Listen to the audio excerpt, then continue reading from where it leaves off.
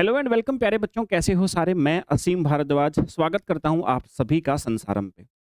आज बच्चे MP set का रिजल्ट आ गया है और बहुत सारे बच्चों ने आप में से एमपी सेट क्वालिफाइड किया होगा। हमारे संसारम संस्थान पे जो बैच था, सिंगल बैच से बच्चे 34 बच्चे 34 स्टूडेंट्स ने क्वालिफाइड किया है अलग अलग कैटेगरीज के अंदर। आप सभी को ढेर सारी बधाइयां। अब ये सेशन मैं आप सभी के लिए सिर्फ और सिर्फ इसलिए लेकर के आया हूं कि अब हमें क्या करना है सर। क्या हम जिन बच्चों ने एमपी सेट क्वालिफाइड किया, क्या वो सारे बच्चे उतनी नॉलेज रखते हैं कि अब मेंस एग्जाम भी उसी तरीके से कर लेंगे जिस तरीके से उन्होंने एमपी सेट किया था? क्या सर एमपी सेट में हमने जिस प्रकार से प्रिपरेशन करी थी उतनी प्रिपरेशन से क्या एपी भी हो जाएगा सर? अगर होगा तो सही रास्ता क्या है, नहीं होगा तो क्या सुधार करना है? इस एक सेशन के अंदर बच्चे मैं आप सभी के सारी कंफ्यूजन दूर कर दूंगा। आपका क्या सब्जेक्ट है तो आपको किस विषय से एपी देना है, ये चीज भी आपकी क्लियर हो जाएगी। देखो बच्चे, मैं एक चीज आपको क्लियर कर देता हूं।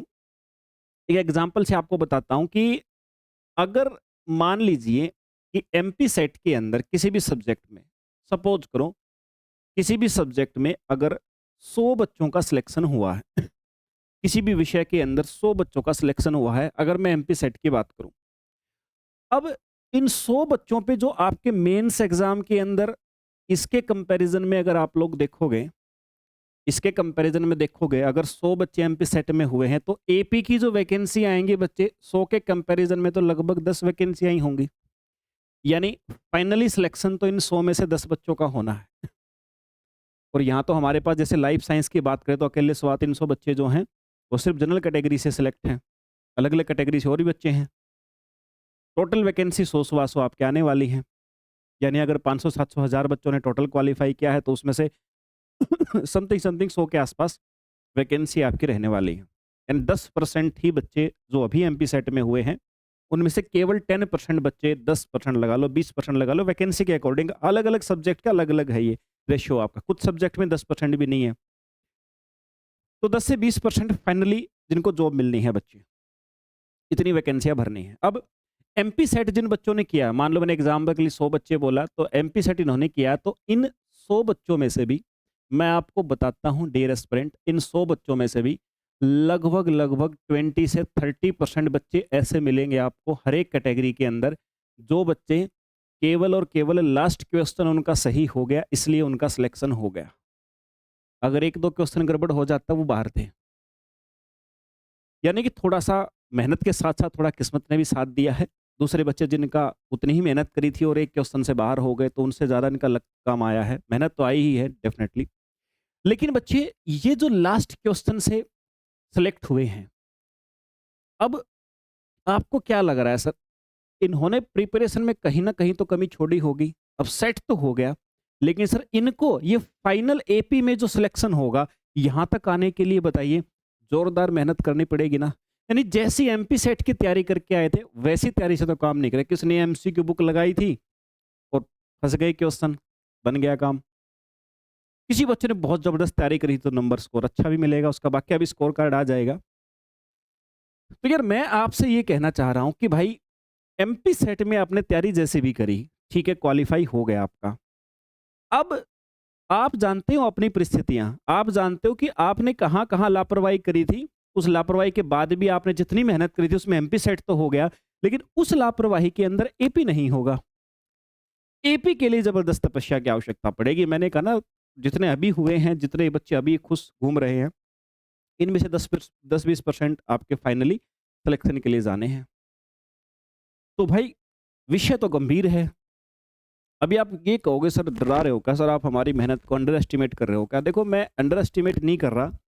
वास्तविकता क्या है वो आप सभी के सामने रख रहा हूं, ताकि अगर आप अभी, रिजल्ट आए 24 घंटे हो चुके हैं, आप अभी भी अगर खुश घूम रहे हो सिर्फ ये सोचते हुए, रिश्तेदारों को बताते हुए कि सर सिलेक्शन होगा, सिलेक्शन हो गया, तो मेरे भाई फिर समस्या का विषय हो जाएगा आगे।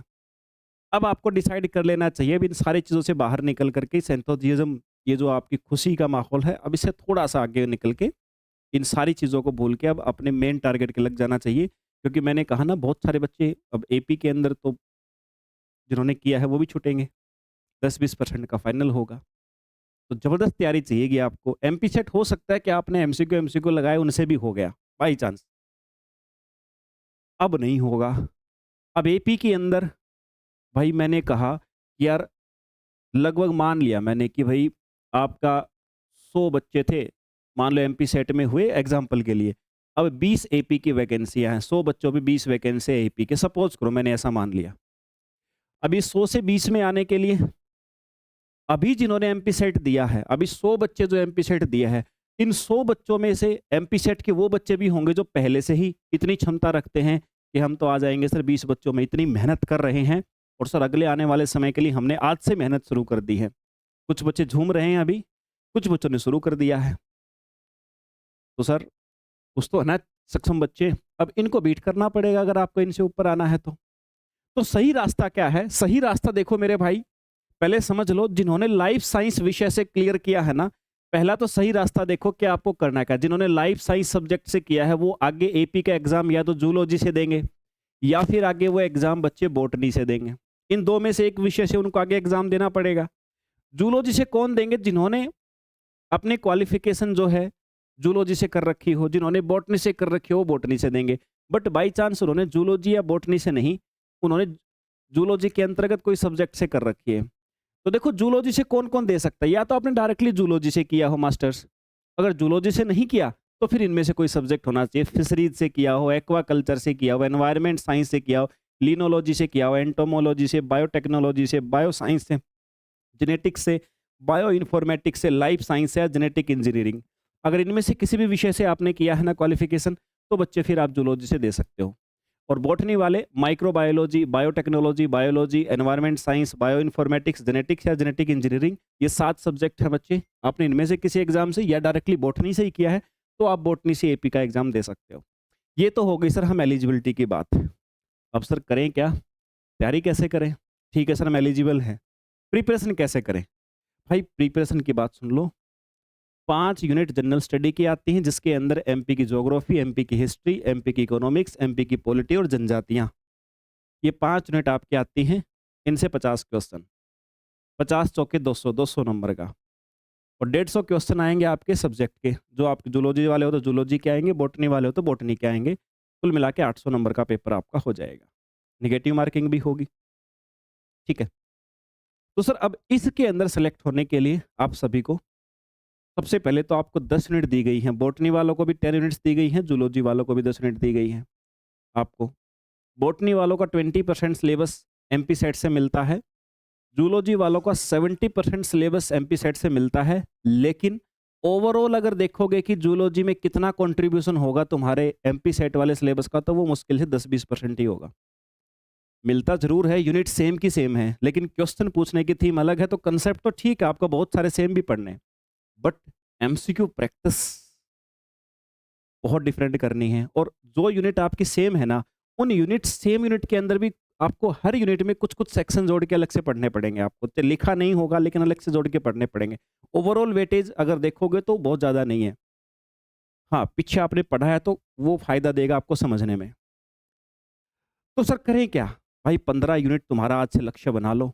15 यूनिट सर 5 जनरल स्टडी, 10 हमारे सब्जेक्ट की, ये करनी है।